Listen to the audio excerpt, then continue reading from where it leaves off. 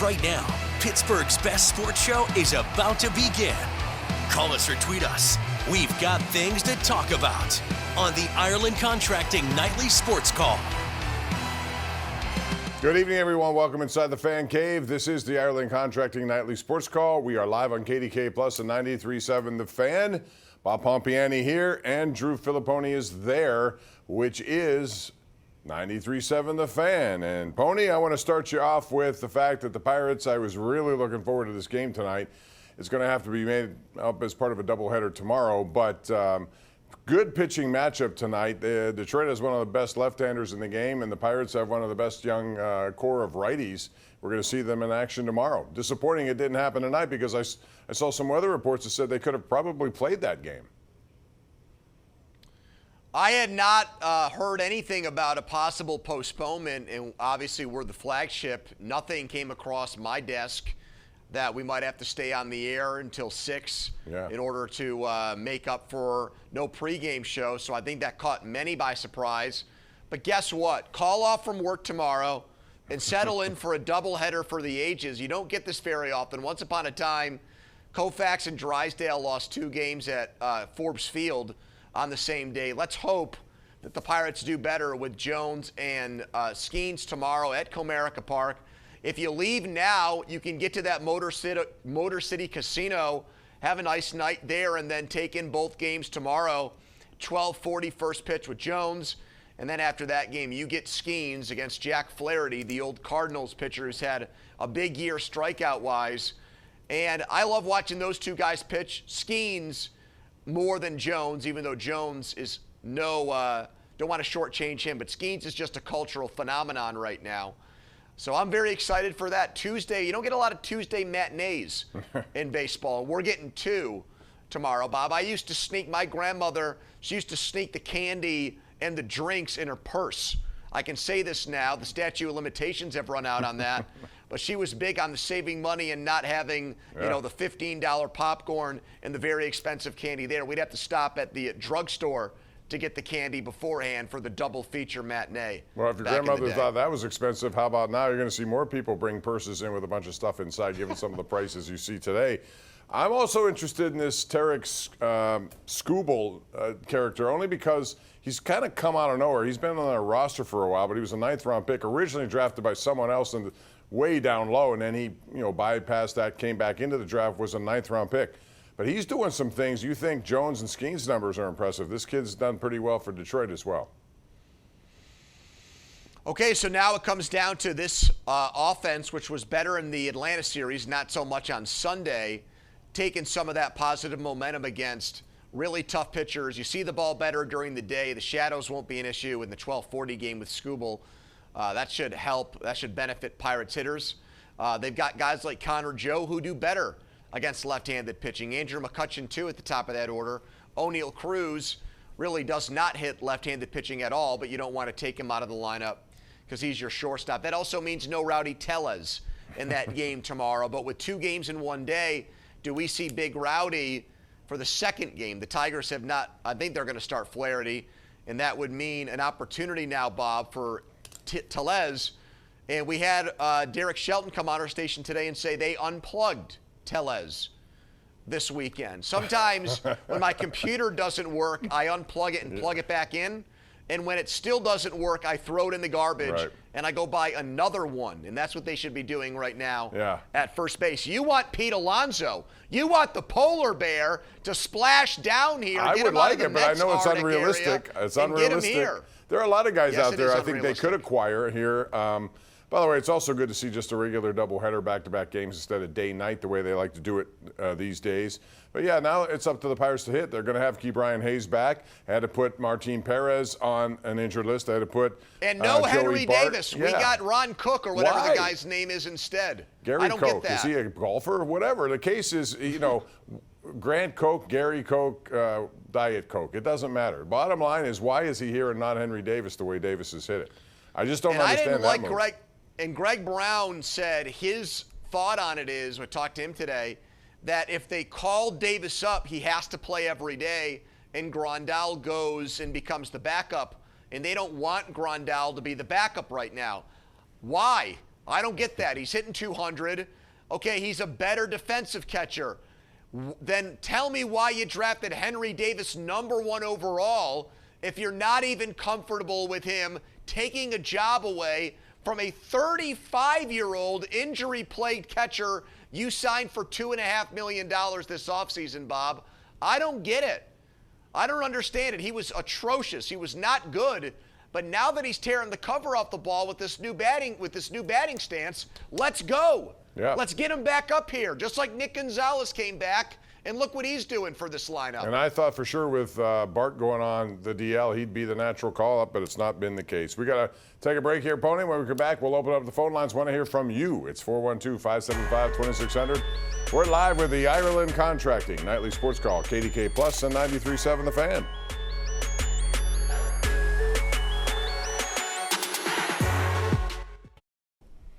All right, welcome back. Our GMC Sierra tweet of the night comes from Michael Byer here, who says 7 homers in 7 games. That's what Corey Seager has done. He's one of the hottest hitters on the planet right now. And only, you might remember these names, Don Mattingly, Ken Griffey Jr., they've done 8 straight games. Dale Long also did it, former Pirate, 8 straight games. So he has a chance, Corey Seager, and what a pickup that was for the Texas Rangers. How about Bob Seager, Bob? You think he sold out 7 venues in a row back in his day when he was putting on the night moves? You know what I saw? I saw on Instagram, I couldn't believe it. The Rolling Stones are still going strong.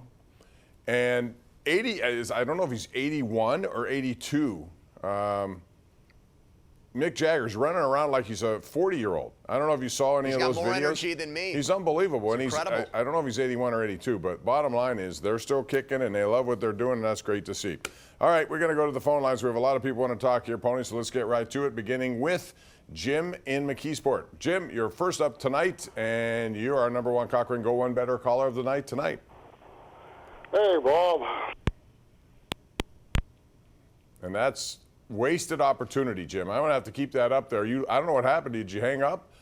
All right, let's make Chuck in Uniontown our caller of the night since we still have the screen up there for #1 Cochrane. Chuck, you inherit this title tonight. Thank you, and thanks for the inheritance.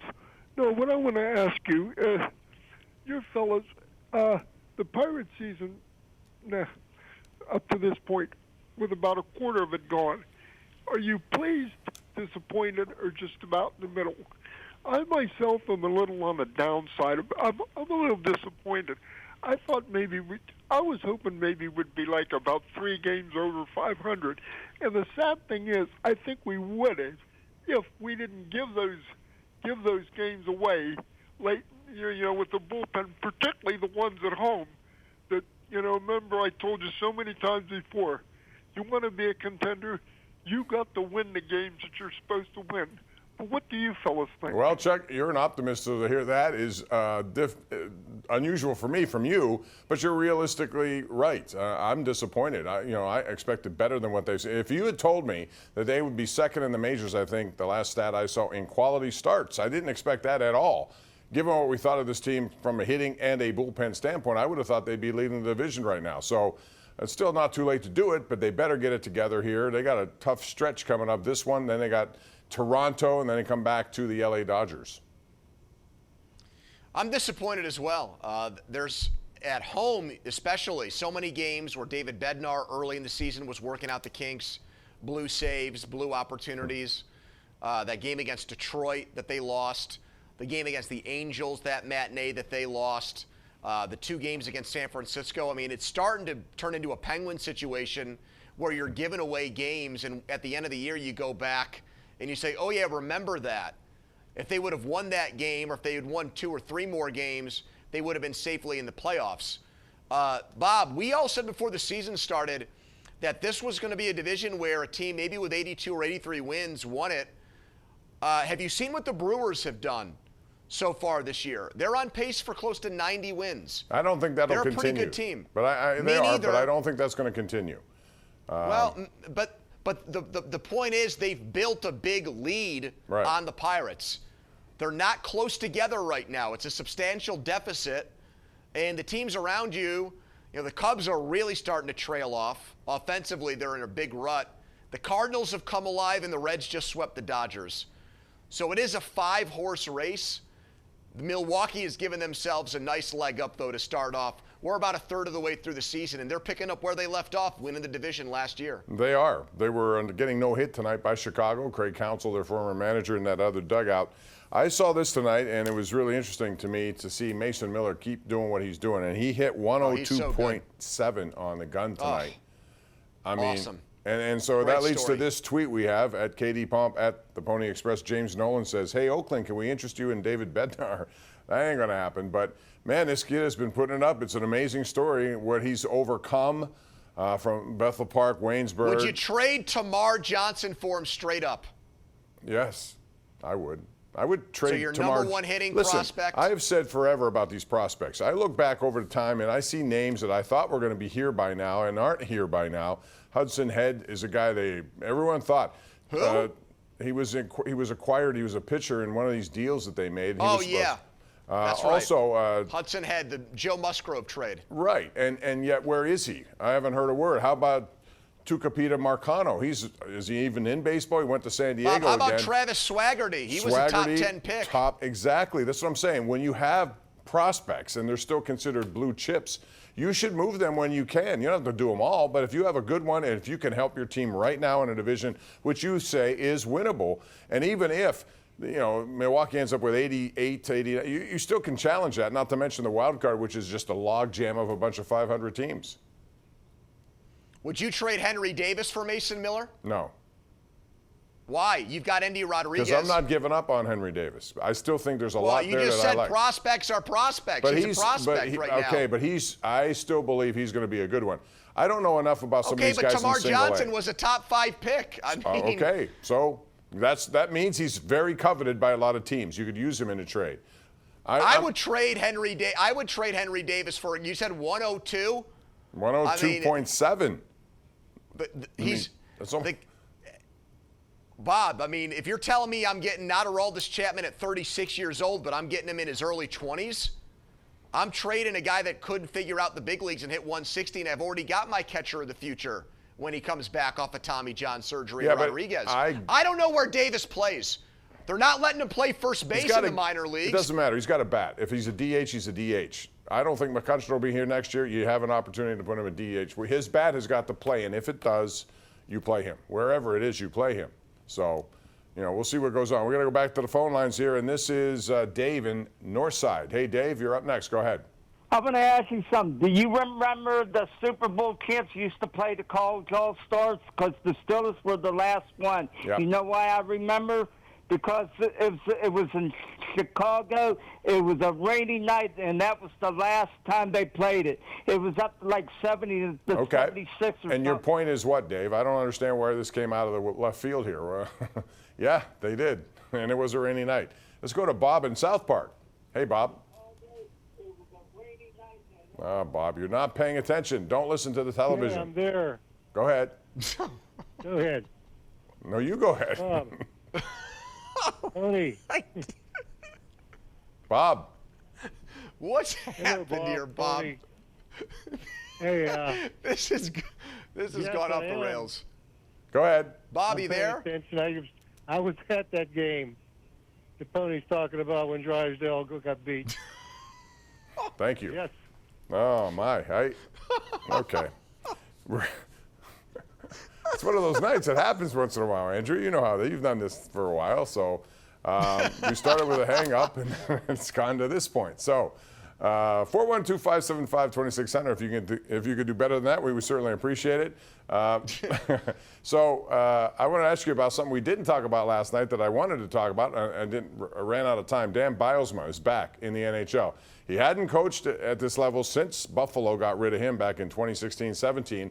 So he does what he did to get the job here in Pittsburgh. He goes into the minors. He's with the AHL team of Seattle. Ron Francis knows him. They fired Dave Hackstall. Next thing you know, it is Dan Bilesma back. I'm happy for him. I think this is a good opportunity for him, and I wonder how that's going to work. And this is the game plan. I thought maybe Kyle Dubas was going to follow with Sheldon Keefe if he did not get picked up. And, boy, he got picked up in a hurry by New Jersey.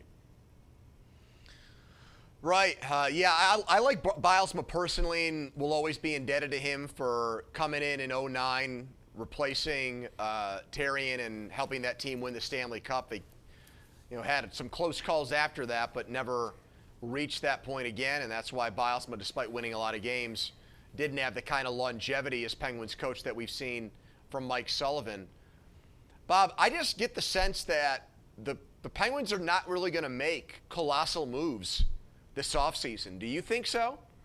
Define colossal, because colossal is a big word. I don't know if they're going to make... trading a Tristan Jarry, trading an Erik Karlsson, trading not just Riley Smith, but maybe also another guy from their top 6 or top 9 forward group. Something like that changes the complexion of the team in a major way. Not the guys around the margins, but more of your higher-end players. Well, when you say colossal, I was thinking you were thinking that it was going to be one of the big two besides Crosby, Malkin or Letang, and get those guys to So you think Jarry or Karlsson could get traded?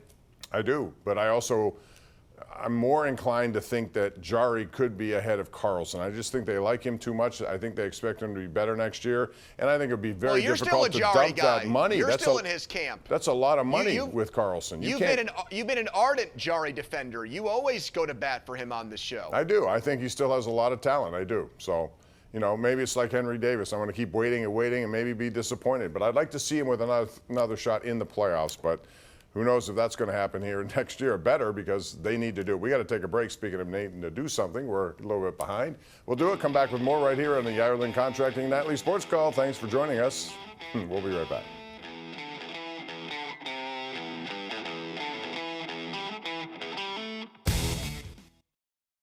A big story from Youngstown, Ohio, dominating tonight's news headlines. Ken Rice is live in the studio with more on that. Ken? Yeah, Bob, we're continuing to follow the aftermath of that bank explosion right in the heart of downtown Youngstown, what crews are on scene doing right now.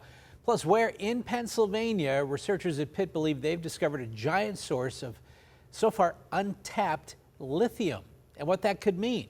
All coming up at 11, Bob. See you in a few minutes. All right, thanks very much. Ken, Pony, before we go, there was the... Oh, man, I was going to ask you something. I got the cue for 20, so I better not ask. We went a little long What an there. eventful sports call this has been. There have been fireworks on this show, Bob. Pony, I always look forward to it. I'll do it again with you next week, and we'll see you later. Thanks for coming on, as always, and we'll see you guys tomorrow night. Thanks for joining us here for the Ireland Contracting Nightly Sports Call. Good night.